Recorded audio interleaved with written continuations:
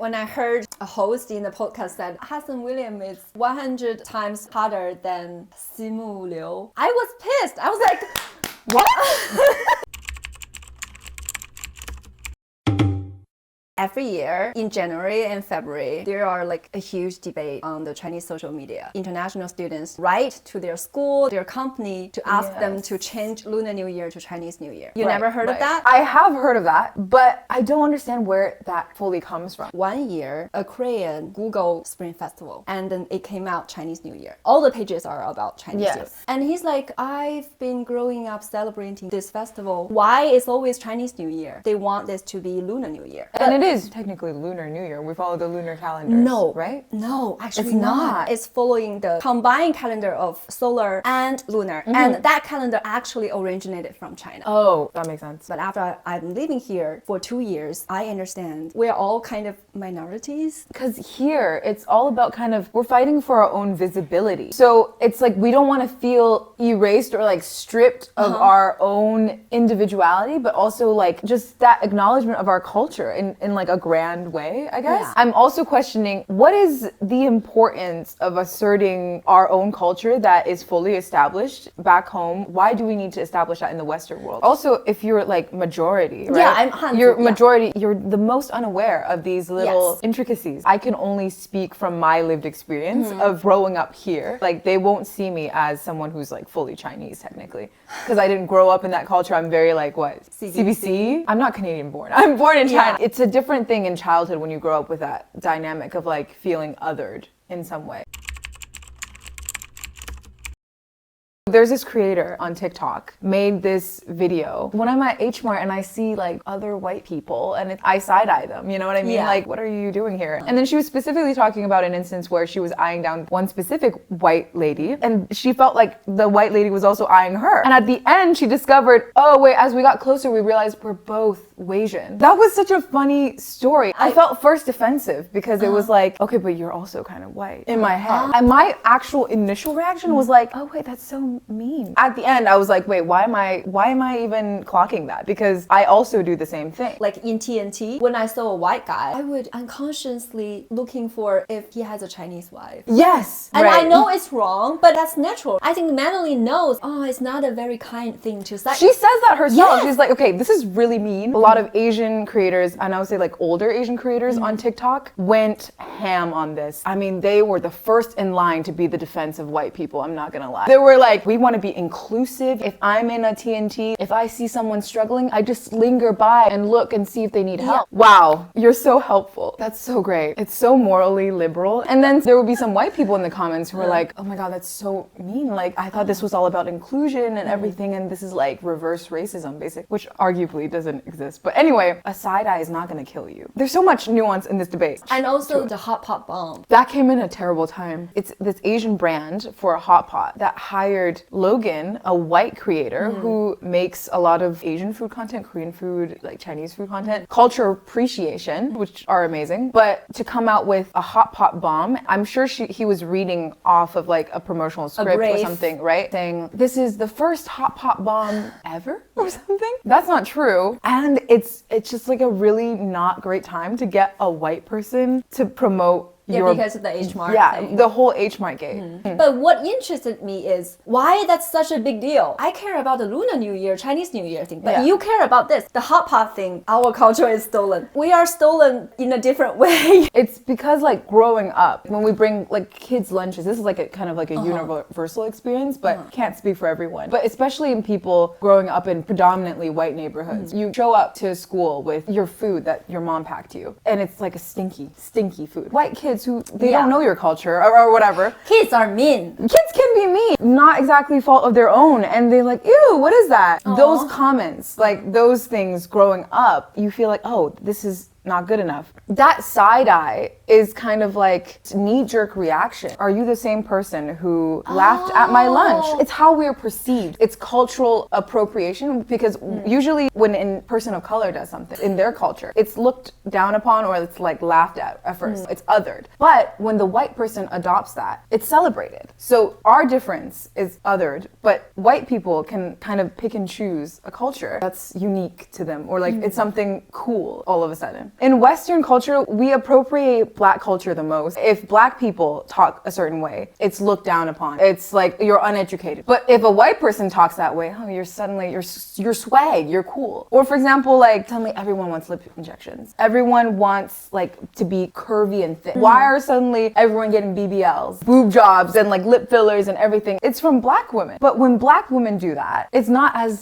celebrated the same way. It's also like, especially for the Mart debate and the people that flocked and attacked Madeline and was like, you're such an awful person, blah, blah, blah. And like, you do not represent us, our community. And they're like protecting white people. It's like us as model minority. We're next in line to be white or something. These creators actually all since apologize. They come full circle with that and realize, oof, I was a bit harsh. And also a testament to how they were in an older generation. It's all about them trying to fit in. And you know what community blocked this discourse immediately? The Black community on TikTok. Immediately from the very beginning, they already understood exactly what Madeline was saying, exactly why all these Asian creators came up at defending whiteness. What did they say? They were just sitting on the sidelines eating popcorn. I'm like, literally, like, y'all figure this out.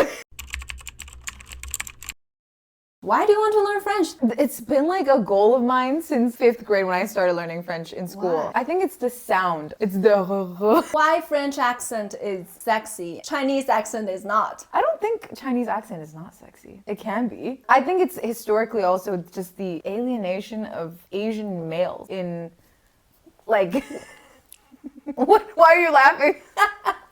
My husband used to be an international student in LA, and he said Asian international male students is in the bottom of the barrel.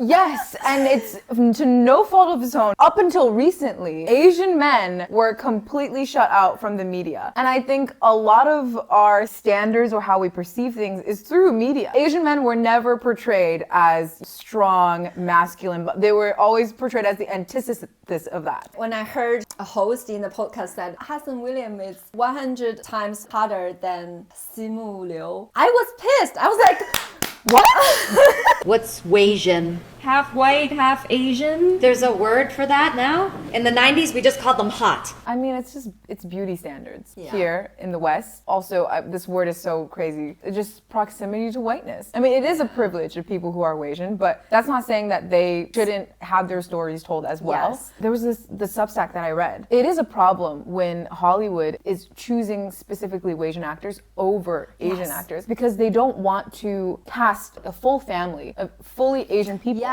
It's difficult to navigate around that because sometimes when you do make a full Asian cast, it always has to be something about their particular Asianness of like it's got to be something specifically Chinese or Korean, right? Just like the whole Jenny Han books, like To All the Boys, The Summer I Turned Pretty. I think what Jenny Han does really well in her books and writing is not making her Asian characters about particularly. I didn't read the books, but like I know it's just from what I watch. She doesn't make Asian characters specifically revolve around their Asianness. But at the same time, there's a bit of like erasure of that, of like the unique experiences of being Asian American. And I think the critique is how her Asian characters, often, I guess, whitewashed or halfies, they center white men in their lives, in their love interests. Meanwhile, these characters that are people of color are kind of like side bachelors. I mean, this is her writing choice as a writer to make the family mixed. But it's why don't we commit to the visibility of like a full Asian family? I talked to a guy who's the 4th generation of Asian American. He said he's a Korean Japanese background, but none of his parents speak the language. He was born in Hawaii. He's like, that's like you're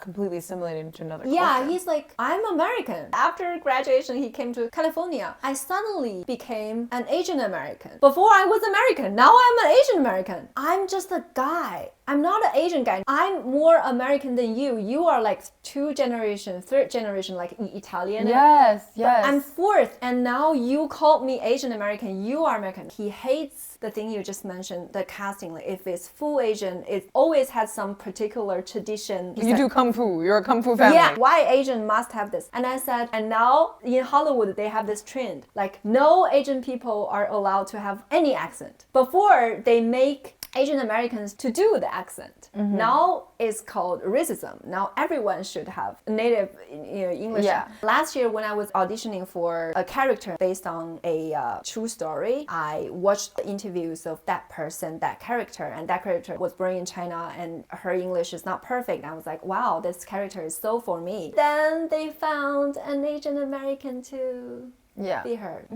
He was talking specifically about film too.